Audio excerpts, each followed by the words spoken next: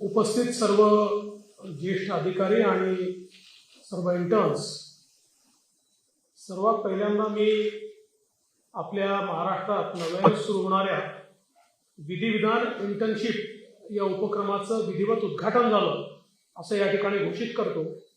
आणि जे सगळे 10 इंटर्न्स पहिल्या बॅचमध्ये या ठिकाणी आले आहेत त्यांचं अतिशय मनपूर्वक स्वागत करतो। खरं म्हणजे अतिशय चांगला कार्यक्रम हा या ठिकाणी आपल्या विभागाने हातामध्ये घेतला। मी विभागाचं अतिशय मनपूर्वक अभिनंदन करतो।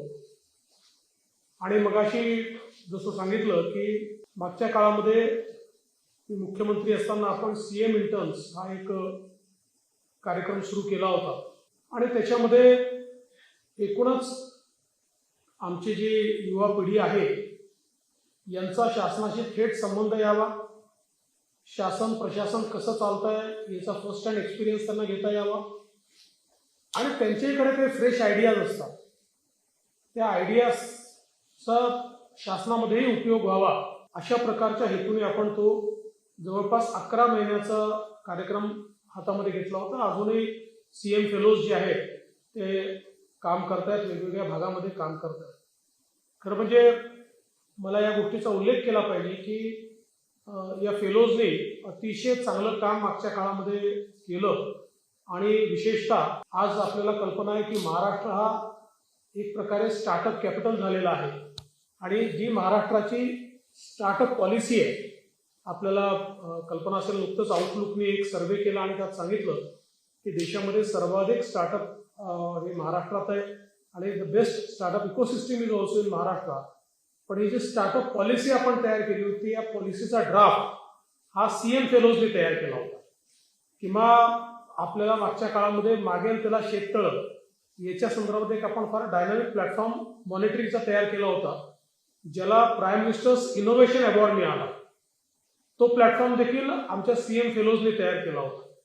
म्हणजे एकूणच ज्यावेळेस अशा प्रकारे आपले जे काही युवा आहेत, यंग माइंड्स आहेत, हे जेव्हा शासनासोबत काम करतात त्यावेळी त्यांना तर त्यातनं निश्चितपणे खूप मोठा एक्सपिरियन्स मिळतो, पण त्यासोबत शासनाला देखील त्यांच्या नवीन आयडियाजचा, त्यांच्या विचारांचा एक फायदा या ठिकाणी मिळत असतो। आणि मला असं वाटतं की हा जो कार्यक्रम आहे हा याकरता महत्त्वाचा आहे की मगाशी प्रास्ताविकात जसं सांगण्यात आलं की विशेषतः कुठल्याही कॉलेजमध्ये आपल्याला त्या ठिकाणी एखाद्या कायद्याच्या मागचं प्रिन्सिपल समजतं, ज्युरिस्प्रुडन्स समजतो, परंतु कायदा तयार कसा झाला हे मात्र आपल्याला समजत नाही। आपण कायद्याचं इंटरप्रिटेशन समजून घेतो, पण तो कायदा तयार कसा होतो, त्याच्या पाठीमागे काय भूमिका असते, त्याच्या पाठीमागे काय सिस्टीम असते या संदर्भातली माहिती मात्र अनेक वेळा आपल्याला मिळत नाही। मी देखील 5 इयर कोर्सचा स्टुडंट होतो आणि मी देखील लॉ ग्रॅज्युएट आहे, पण मलाही कायदा तयार कसा होतो हे विधानसभेमध्ये आल्यानंतर समजलं, ते काही कॉलेजमध्ये कधी मला शिकता आलं नाही। आणि मला असं वाटतं की हे जर आपल्याला समजलं तर त्यातनं एक आपलं नॉलेज जे आहे ते एनरिच होतं आणि विशेषतः कायद्याचं इंटरप्रिटेशन करताना त्याचा एक विशेष फायदा हा आपल्याला या पद्धतीचा होत असतो। आज आपल्याला कल्पना आहे की एक कायदा तयार करायचा तर तो करत असताना तो इतर कायद्यांवर अधिक्षेप करणार नाही याचं आपल्याला लक्ष ठेवावं लागतं, त्याच्यामध्ये कुठली ॲम्बिग्युइटी राहणार नाही त्याचं आपल्याला लक्ष ठेवावं लागतं, त्याचे रूल्स स्वयंस्पष्ट झाले पाहिजेत या संदर्भात आपल्याला लक्ष ठेवावं लागतं।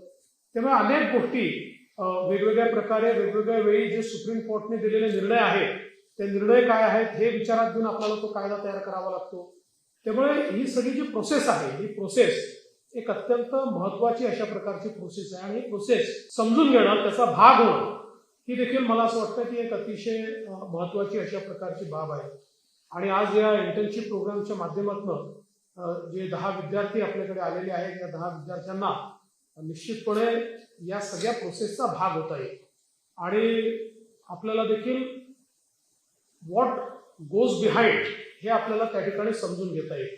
आणि म्हणून मला असं वाटतं की एक खूप चांगली संधी यातनं मिळालेली आहे की आपल्याला कायद्याच्या संदर्भातलं आपलं जे काही ज्ञान आहे आणि शेवटी एकदा कायदे कसे तयार होतात हे जर आपल्या लक्षात आलं तर कुठलाही कायदा इंटरप्रिट करताना जसं आपण म्हणतो की कारणे आणि उद्देश हा कायद्याचा एक आत्मा असतो. तो जरी कायद्याचा भाग नसला तरी देखील what is the will of legislature हे आपल्याला त्या कारणे आणि उद्देशातनं त्या ठिकाणी लक्षात येतं.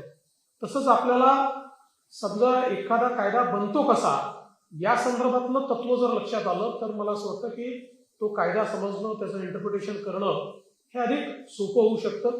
आणि म्हणून केवळ कायदा बनवणं एवढंच नाही तर एकूणच हे डिपार्टमेंट कसं चालतं, याच्यामध्ये किती वेगवेगळ्या प्रकारची कामं असतात, किती वेगवेगळ्या प्रकारचे ओपिनियन्स त्या ठिकाणी आपल्याला घ्यावे लागतात, अशा अनेक गोष्टी या मी असं म्हणेन की लॉ अँड ज्युडिशरी हे एक प्रकारचं सरकारचं बॅकबोन आहे किंवा लेजिस्लेचरचं बॅकबोन आहे.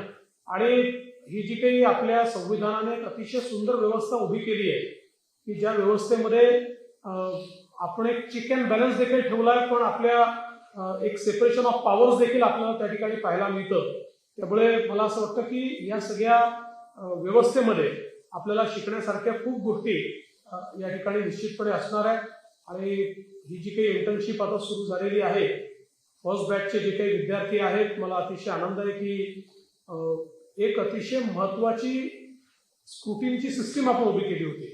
जवळपास 600 ऍप्लिकेशन्स आपल्याकडे होते, त्यातले 10 लोक हे आपण या ठिकाणी निवडले आहेत. म्हणजे निश्चितच मला असं वाटतं की best of the people have come here. त्यामुळे 10ही आमच्या विद्यार्थ्यांना मी अतिशय मनापासून शुभेच्छा देतो. आणि हे जे काही 6 आठवडे तुम्हाला मिळणार आहेत यात जेवढं जास्तीत जास्त शिकता येईल तेवढं शिकण्याचा प्रयत्न करा. शेवटी ज्यांचे लेक्चर्स देखील होणार आहेत त्यांना एक प्रॅक्टिकल अनुभव आहे. आपल्याला कल्पना आहे की लॉ हा नुसता पुस्तकातला असून चालत नाही. इट्स अ अप्लाइड अशा प्रकारची ही मेकॅनिझम आहे.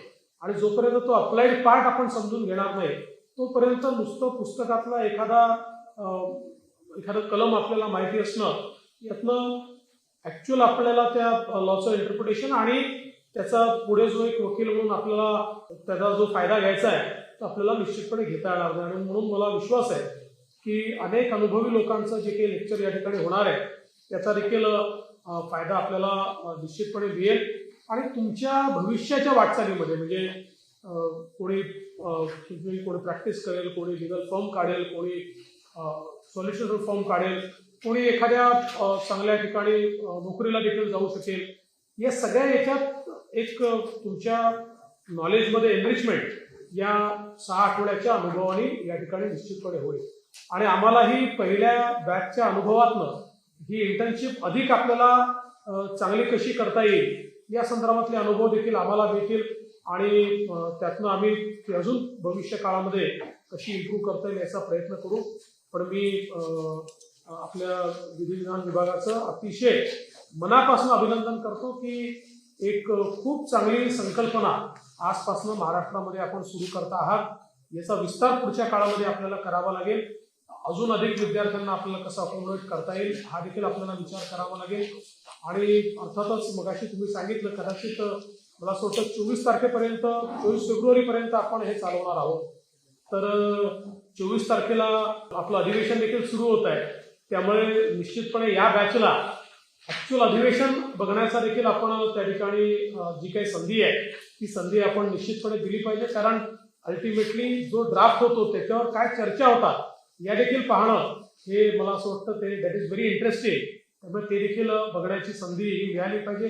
विशेषतः अनेक कायद्यांच्या संदर्भात चर्चा होते, पण आपले जे फायनान्शियल कायदे आहेत विशेषतः ॲप्रोप्रिएशन बिल आहे या ॲप्रोप्रिएशन बिलच्या संदर्भात कधीच कोर्टात केस होत नाही. त्याच्यामुळे त्या संदर्भातली जी काही पद्धती आहे ही पद्धती किंवा त्याच्यावर काही न्याय निर्णय हे फारसे आपल्याला त्या ठिकाणी पाहायला मिळत नाही. पण ॲप्रोप्रिएशन बिल हे अत्यंत महत्वाचं बिल आहे. त्याच्यामुळे ते कसं तयार होतं हे देखील आपण समजून घेणं अत्यंत महत्वाचं आहे. What goes into it. कारण ॲप्रोप्रिएशन बिल ही शासनाच्या तिजोरीची चावी असते. जोपर्यंत शासनाच्या तिजोरीतनं एकही पैसा ॲप्रोप्रिएशन बिल हे पास झाल्याशिवाय आणि त्याला गव्हर्नमेंटचं ॲसेंट मिळाल्याशिवाय आपल्याला एकही पैसा तिजोरीतला खर्च करता येत नाही. त्यामुळे अशा प्रकारच्या या ज्या सिस्टीम्स आहेत त्याही समजून घेणं हे मला असं वाटतं अत्यंत महत्वाचं आहे. एक खूप चांगली सुरुवात झाली आहे. मी आमचे जे 10 इंटर्न्स आहेत यांना अतिशय मनापासून शुभेच्छा देतो. आणि मी तुम्हाला निश्चितपणे सांगतो की ज्या दिवशी तुमचं इंटर्नशिपचा कालावधी संपेल यू विल फील लकी. तुम्हाला असं वाटेल की आम्हाला काहीतरी चांगलं मिळालेलं आहे, हा मला विश्वास आहे. आणि म्हणून ते इथं तुम्ही जरूर घेऊन जावं अशा प्रकारची शुभेच्छा तुम्हाला देतो. आणि पुन्हा एकदा या चांगल्या उपक्रमाकरता आपल्या विभागाचं मनापासून अभिनंदन करून मी या ठिकाणी माझे 2 शब्द संपवतो. धन्यवाद. जय हिंद, जय महाराष्ट्र.